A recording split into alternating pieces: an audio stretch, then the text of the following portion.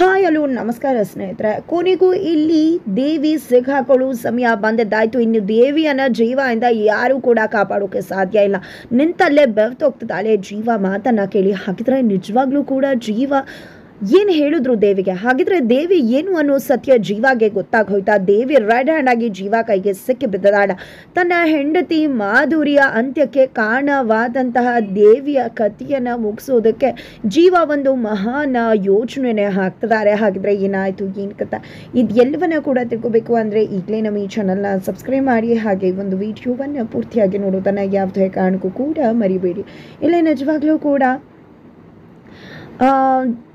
ರಚ್ಚು ತಾನೇ ಮಾಧುರಿಯವರ ಸಾವಿಗೆ ಕಾರಣ ಆಗಿದ್ದೀನಿ ಅಂತ ತುಂಬಾ ನೊಂದ್ಕೋತಿದ್ದಾಳೆ. ಯಾಕಂದರೆ ಅವಳ ಆಕ್ಸಿಡೆಂಟ್ ಮಾಡಿದ್ರಿಂದಾನೇ ಮಾಧುರಿ ಸತ್ತಿರೋದು ಅಂತ ಹೇಳಿ ಇಲ್ಲಿವರೆಗೂ ಪ್ರತಿಯೊಬ್ಬರು ಕೂಡ ಅಂದ್ಕೊಂಡಿದ್ವಿ. ರಚ್ಚು ಕೂಡ ಅದನ್ನೇ ಭಾವಿಸಿದ್ಲು. ಆದರೆ ಅದರ ಹಿಂದಿನ ಸತ್ಯ ಬೇರೆಯೇ ಇತ್ತು. ಅಲ್ಲಿ ನಿಜವಾಗ್ಲೂ ಕೂಡ ಯಾವುದೇ ರೀತಿಯಲ್ಲೂ ಕೂಡ ರಚ್ಚು ಮಾಧುರಿಯ ಸಾವಿಗೆ ಕಾರಣ ಆಗಿರಲಿಲ್ಲ. ನಿಜವಾಗ್ಲೂ ಮಾಧುರಿಯನ್ನು ಕಾಪಾಡಿದ್ದೆ ರಚ್ಚು ಆಗಿದ್ಲು.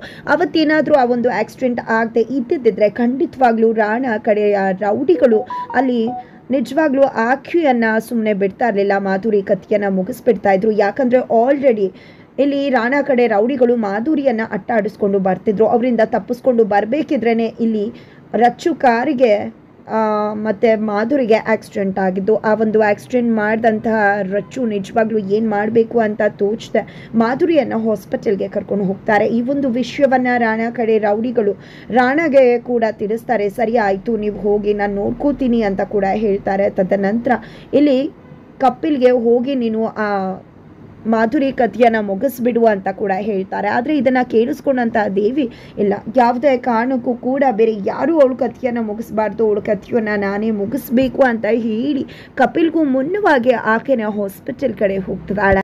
ಇಲ್ಲಿ ಜೀವ ಕೂಡ ಅಂದು ತನ್ನ ಹೆಂಡತಿ ಮಾಧುರಿಯನ್ನು ಹುಡ್ಕೊಂಡು ಬರ್ತಾ ಇದ್ರು. ಯಾಕಂದರೆ ಮಾಧುರಿ ಕಾಲ್ ಮಾಡಿದ್ದೆ ತಾನು ಡೇಂಜರಲ್ಲಿ ಇದ್ದೀನಿ ಅಂತ ಹೇಳಿದ್ರು. ಹಾಗಾಗಿ ಅದೇ ಜಾಗಕ್ಕೆ ಜೀವ ಹುಡ್ಕೊಂಡು ಬರ್ತಾರೆ. ಬಟ್ ಮಾಧುರಿ ಎಲ್ಲೂ ಕೂಡ ಕಾಣಿಸೋದಿಲ್ಲ. ಬಿಕಾಸ್ ಆಕೆ ಆಲ್ರೆಡಿ ಹಾಸ್ಪಿಟಲಲ್ಲಿದ್ದಾರೆ. ಇಲ್ಲಿ ಮಾಧುರಿಯನ್ನು ಟ್ರೀಟ್ ಮಾಡಿದಂತಹ ಡಾಕ್ಟರ್ ಮಾಧುರಿಯನ್ನು ಕೊನೆಗೂ ಕಾಪಾಡಿದ್ದೆ ಇಲ್ಲಿ ಅಷ್ಟರಲ್ಲಿ ಆಲ್ರೆಡಿ ರಚ್ಚು ತನ್ನ ಅಮ್ಮ ವಜ್ರೇಶ್ವರಿಗೆ ಕಾಲ್ ಮಾಡಿ ಈ ರೀತಿ ಆಕ್ಸಿಡೆಂಟ್ ಮಾಡಿಬಿಟ್ಟಿದ್ದೀನಿ ಅಮ್ಮ ಅಂದಾಗ ನೀನೇನು ವರಿ ಮಾಡ್ಕೋಬೇಡ, ನಾನು ಬರ್ತಾ ಇದ್ದೀನಿ ಅಂತ ಹೇಳಿ ವಜ್ರೇಶ್ವರಿ ಕೂಡ ಹಾಸ್ಪಿಟಲ್ಗೆ ಹೊರಟು ಬರ್ತಾರೆ. ನಂತರ ಡಾಕ್ಟರ್ ಹತ್ರ ಹೋಗಿದ್ದೆ, ಏನಾಯಿತು, ಆ ಹುಡುಗಿ ಹೇಗಿದ್ದಾಳೆ ಅಂತೆಲ್ಲ ವಿಚಾರ ಮಾಡ್ತಿದ್ದಾರೆ. ನಮ್ಮ ಡಾಕ್ಟರ್ ಟ್ರೀಟ್ ಮಾಡ್ತಿದ್ದಾರೆ ಅಂತ ಕೂಡ ಡಾಕ್ಟರೇ ಹೇಳ್ತಾರೆ. ಅಷ್ಟರಲ್ಲಿ ಟ್ರೀಟ್ ಮಾಡ್ತಿರೋ ಡಾಕ್ಟರ್ ಅಲ್ಲಿಗೆ ಬರ್ತಾರೆ. ಹೇಗಿದ್ದಾರೆ ಪೇಷಂಟ್ ಅಂತ ಹೇಳಿದಾಗ ಔಟ್ ಆಫ್ ಡೇಂಜರ್. ರಚ್ಚು ಅವರು ಕರೆಕ್ಟ್ ಟೈಮ್ಗೆ ರಚನಾ ಅವರು ಕರ್ಕೊಂಡು ಬಂದಿದ್ದರಿಂದ ಅವರ ಪ್ರಾಣ ಉಳಿದಿದೆ ಅಂತ ಹೇಳ್ತಾರೆ. ಇದರಿಂದಾಗಿ ನಿಜವಾಗ್ಲೂ ರಚ್ಚು ಖುಷಿ ಪಡಬೇಕಿತ್ತು, ವಜ್ರೇಶ್ವರಿ ಖುಷಿ ಪಡಬೇಕಿತ್ತು. ಆದರೆ ಇಲ್ಲ, ಖಂಡಿತ ಇಲ್ಲಿ ರಚ್ಚು ಕುಸ್ತು ಹೋಗಿದ್ದಾಳೆ. ಯಾಕಪ್ಪ ಅಂತ ಅಂದ್ಕೊಂಡ್ರೆ ಡಾಕ್ಟರ್ ಹೇಳಿದ್ರು ಇಲ್ಲಿ ನಿಜವಾಗ್ಲೂ ಯಾವುದೇ ರೀತಿಯ ಒಂದು ಪ್ರಾಬ್ಲಮ್ ಇಲ್ಲ, ಆಕೆ ಆರಾಮಾಗಿದ್ದಾರೆ ಅಂತ. ಆದರೆ ಇಲ್ಲಿ ಡಾಕ್ಟರ್ ಟ್ರೀಟ್ ಮಾಡಿದಂಥ ಡಾಕ್ಟರ್ ಹೋಗ್ತಿದ್ದಾಗೆ ಇಲ್ಲಿ ಹಾಸ್ಪಿಟಲ್ ಡಾಕ್ಟರ್ ಜೊತೆ ವಜ್ರೇಶ್ವರಿ ಮಾತನಾಡ್ತಾರೆ. ನೋಡಿ, ಇದು ನನ್ನ ನಡುವೆ ಮಾತ್ರ ಇರಬೇಕು, ಆಕೆ ಯಾವುದೇ ಕಾರಣಕ್ಕೂ ಕೂಡ ಬದುಕಿರಬಾರ್ದು, ಅವಳ ಕಥೆ ಮುಗಿಬೇಕು, ಇದಕ್ಕೆ ರಚ್ಚುನೇ ಕಾರಣ, ರಚ್ಚು ಆಕ್ಸಿಡೆಂಟ್ ಮಾಡಿದ್ರಿಂದಾನೇ ಆ ಹುಡುಗಿ ಸತ್ತು ಹೋದ್ಲು ಅನ್ನೋ ವಿಷಯ ರಚ್ಚುಗೆ ಗೊತ್ತಾಗಬೇಕು ಅಂತ ಹೇಳಿ ವಜ್ರೇಶ್ವರಿ ಡಾಕ್ಟರ್ಗೆ ಹೇಳ್ಕೊಡ್ತಾರೆ. ಹಾಗಾಗಿ ಡಾಕ್ಟರ್ ಕೂಡ ಅವರ ಮಾತನ್ನು ಕೇಳ್ತಾರೆ.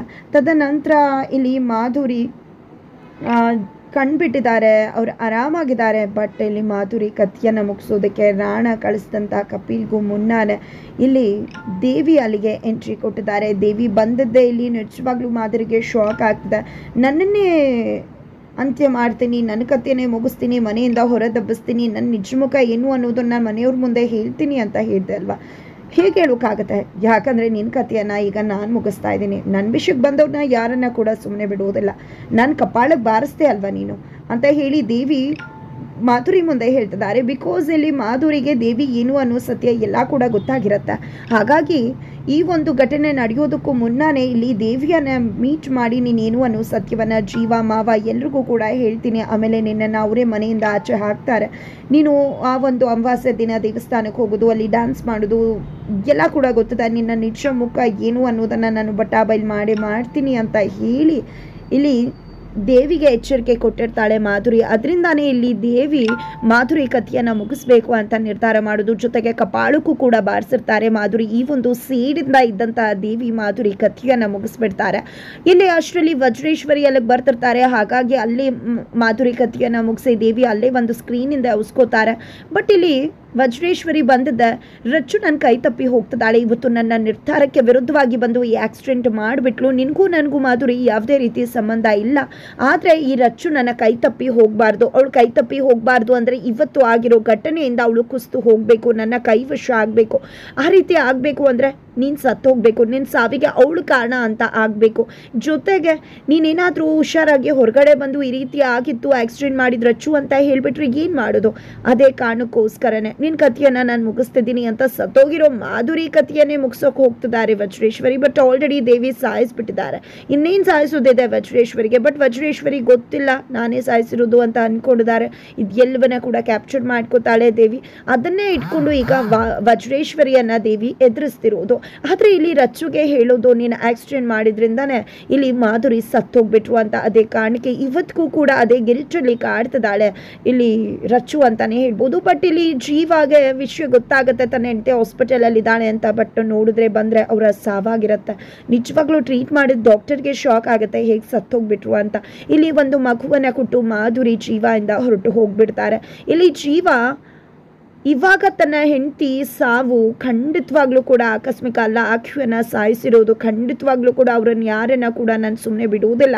ಅವರನ್ನು ಹುಡುಕಿ ಹೇಗೆ ಅವ್ರಿಗೆ ಪಾಠ ಕಲಿಸ್ತೀನಿ ಅಂದರೆ ನಿಜವಾಗ್ಲೂ ಜೀವಂತ ಶವ ಆಗಿಬಿಡ್ಬೇಕು, ಆ ರೀತಿ ಪಾಠ ಕಲಿಸ್ತೀನಿ. ಕೈ ಕಾಲನ್ನೆಲ್ಲ ಒಡೆದು ಹಾಕ್ಬಿಡ್ತೀನಿ. ನಿಜವಾಗ್ಲೂ ಅವರು ಹೇಗೆ ಜೀವನ ಮಾಡಬೇಕು ಅಂದರೆ ಯಾಕಪ್ಪ ಬೇಕು ಈ ಬದುಕು, ಇಂಥ ಬದುಕಲ್ಲಿ ನಾನು ಅಂಥದ್ದು ಇನ್ನೆಂದೂ ಮಾಡದಿರೋ ತಪ್ಪು ಮಾಡಿಬಿಟ್ಟಿದ್ದೀನಿ, ಇನ್ನೆಂದೂ ಮಾಡಬಾರ್ದು ಅನ್ನೋ ರೀತಿಯಲ್ಲಿ ಪಾಠ ಕಲಿಬೇಕು. ಆ ರೀತಿ ಮುಟ್ಟು ನೋಡ್ಕೊಳ್ಳೋ ಹಾಗೆ ಅವ್ರಿಗೆ ಬುದ್ಧಿ ಕಲಿಸ್ತೀನಿ ಅಂತ ಹೇಳ್ತಿದ್ದಾರೆ. ಇದೆಲ್ಲವನ್ನ ಕೂಡ ಅವ್ರು ಹೇಳ್ತಿರೋದೇ ದೇವಿ ಮುಂದೆ. ದೇವಿ ನಿಜವಾಗ್ಲೂ ಕೂಡ ಜೀವ ಏನು ಅನ್ನೋದು ಗೊತ್ತು. ಅವ್ರೇನಾದ್ರೂ ಒಂದು ಸತಿ ಡಿಸೈಡ್ ಮಾಡಿದ್ರೆ ಖಂಡಿತವಾಗ್ಲೂ ಜೀವ ಅದೇ ರೀತಿ ಮಾಡ್ತಾರೆ ಅಂತ ಗೊತ್ತಿರೋದ್ರಿಂದ ನಿಂತಲ್ಲೇ ನೀರು ಕುಡಿತಿದ್ದಾಳೆ, ನಿಂತಲ್ಲೇ ಬೆವೆತು ನೀರು ಹಾಕ್ತಿದ್ದಾಳೆ ಅಂತ ಹೇಳ್ಬೋದು. ಈ ಕಡೆ ಹೌದು ಅಣ್ಣ ಖಂಡಿತ ಹಾಗೆ ಮಾಡಬೇಕು, ಮಾಧುರಿ ಅದಕ್ಕೆ ಸಾವಿಗೆ ನ್ಯಾಯ ಸಿಗಬೇಕು ಅಂತ ಹೇಳಿ ನಾಟಕ ಮಾಡ್ತಿದ್ದಾಳೆ. ಇಲ್ಲಿ ಜೀವ ನಡ್ಕೊಂಡಂಥ ರೀತಿ, ಜೀವ ಹಾಕಿದಂಥ ಆ ಒಂದು ಬೆದರಿಕೆ ನಿಜವಾಗ್ಲೂ ದೇವಿಯನ್ನು ತತ್ತರಿಸುವ ಹಾಗೆ ಮಾಡಿದ. ಅದೇ ಕಾರಣಕ್ಕೆ ಜೀವ ಮಗಳು ಕೃಷ್ಣ ಕಥೆಯನ್ನು ಮುಗಿಸೋದಕ್ಕೆ ಪ್ಲಾನ್ ಮಾಡ್ಕೊಂಡಿದ್ದಾಳೆ. ಕಾರಲ್ಲಿ ಇಲ್ಲಿ ಕೃಷ್ಣಳನ್ನು ಬಂಧಿಸಿಟ್ಟಿದ್ದಾಳೆ ದೇವಿ. ಇದರಿಂದಾಗಿ ಜೀವ ಶಾಕ್ ಆಗ್ತಿದ್ದಾರೆ. ಒಂದು ಶಾಕಿಂದ ಹೊರಬರದೆ ಜೀವ ಕೂಡ ಮೂಲೆ ಗುಂಪಾಗಬೇಕು ಅನ್ನೋದು ಇಲ್ಲಿ ದೇವಿ ಪ್ಲಾನ್ ಆಗಿದೆ. ತಾನು ತಪ್ಪಿಸ್ಕೋಬೇಕು ಅನ್ನೋ ಕಾರಣಕ್ಕೆ, ಜೀವನ ಡೈವರ್ಟ್ ಮಾಡಬೇಕು ಅನ್ನೋ ಕಾರಣಕ್ಕೆ ಕೃಷ್ಣ ಕಥೆಯನ್ನು ಮುಗಿಸೋದಕ್ಕೆ ದೇವಿ ಮುಂದಾಗ್ತಿದ್ದಾಳೆ. ಹಾಗಿದ್ರೆ ಕೊನೆಗೂ ಇಲ್ಲಿ ದೇವಿಯ ನಿಜ ಬಣ್ಣ ಏನು ಅನ್ನೋ ಸತ್ಯವನ್ನು ಬಟ್ಟ ಬಯಲುಗೊಳಿಸೋದು ಇಲ್ಲಿ ರಚ್ಚು ಅಂತಾನೆ ಹೇಳ್ಬೋದು. ರಚ್ಚು ಕೈಗೆ ಸಿಕ್ಕಿ ಬಂದಂತಹ ದೇವಿ ನಿಜವಾಗ್ಲೂ ಕೂಡ ಮನೆಯಿಂದ ಹೊರಗಡೆ ಹೋಗೋದಲ್ಲ, ಜೈಲು ಕಮ್ಮಿಯಿಂದ ಹೋಗಬೇಕಾಗತ್ತೆ. ಹಾಗಿದ್ರೆ ಏನಾಗುತ್ತೆ ಮುಂದೆ ಮುಂದಿನ ವಿಡಿಯೋ ನೋಡಿ.